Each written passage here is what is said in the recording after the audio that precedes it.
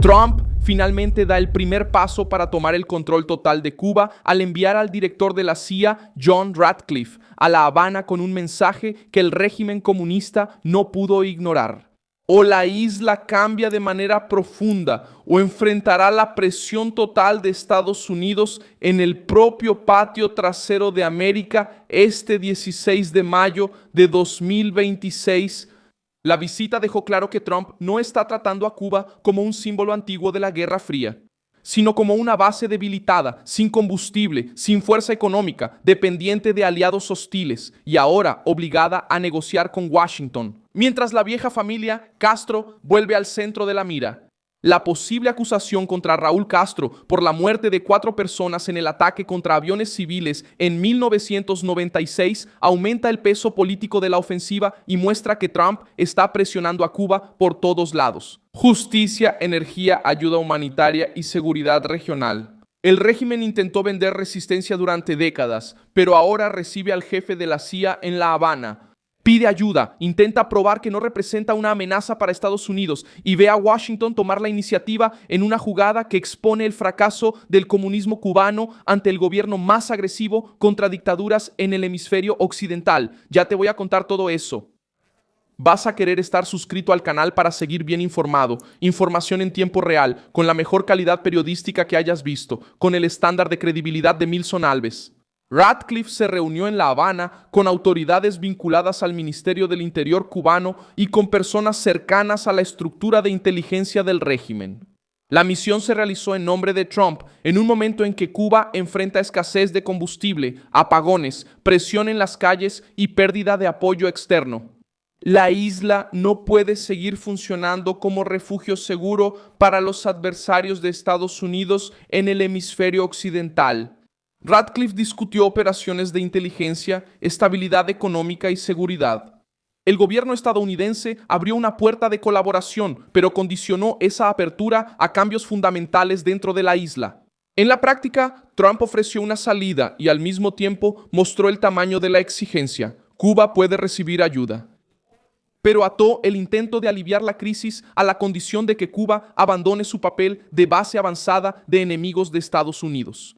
El régimen de Miguel Canel llega debilitado a esta negociación porque la isla no tiene fuerza económica para desafiar a Washington como lo hacía en el pasado. Cuba aceptó la posibilidad de recibir $100 millones en ayuda humanitaria de Estados Unidos mientras se enfrenta la falta de combustible, apagones y un sistema interno asfixiado. El gobierno cubano intenta decir que la isla no representa una amenaza para la seguridad nacional estadounidense, pero la propia presencia del director de la CIA en La Habana muestra que Trump no compró esa versión sin exigir garantías. La crisis del combustible abrió la grieta que Washington necesitaba explorar. El 15 de mayo de 2026, Cuba aumentó fuertemente los precios de la gasolina y el diésel, pero muchas gasolineras en La Habana siguieron cerradas por falta de suministro. Aún así, el problema no es solo el precio, el problema es que el régimen no puede garantizar energía, transporte y normalidad para la población. Es ahí donde Trump presenta tu punto más sensible. El gobierno cubano siempre intentó vender resistencia ideológica, pero ahora tiene que lidiar con una realidad dura. Sin combustible, sin apoyo externo fuerte y con una población cansada, La Habana pierde margen para fingir control. La presión estadounidense contra los envíos de petróleo y la ofensiva diplomática de Washington empujaron al régimen a una posición defensiva. El segundo golpe vino por la vía judicial. El gobierno de Trump prepara acusaciones. Acciones penales contra Raúl Castro por el derribo de aviones de la organización Hermanos al Rescate, el 24 de mayo de 1996. En ese episodio, cazas cubanos derribaron 2 aeronaves civiles operadas por exiliados cubanos y fue casi psicológico en los Estados Unidos. Y la Organización Internacional de Aviación concluyó que los aviones estaban sobre aguas internacionales, mientras que el gobierno del presidente declaró que hubo invasión del espacio aéreo. La ofensiva actual apunta a Raúl Castro porque él era ministro de Defensa en esa época y sigue siendo un símbolo vivo del viejo poder revolucionario. Ese punto cambia el peso de la crisis. Trump no solo está presionando a Cuba por falta de democracia, energía o alineamiento con China y Rusia. Él está llevando a la familia Castro al centro de una acusación criminal. El mensaje es fuerte porque llega al corazón del régimen. La vieja guardia no es intocable. Raúl Castro tiene 94 años, ya no ocupa formalmente la presidencia, pero todavía representa la estructura que dominó Cuba durante décadas.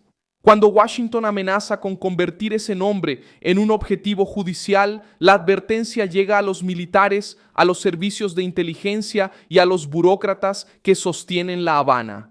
El plan también tiene una lectura política clara dentro de Estados Unidos, Miami, los exiliados cubanos y la base anticomunista. Ven en este movimiento una respuesta demasiado antigua para seguir guardada. Durante años, el caso de los aviones derribados quedó como una herida abierta. Ahora Trump usa ese episodio para mostrar que la época de tratar a la dictadura cubana como una pieza folclórica se acabó.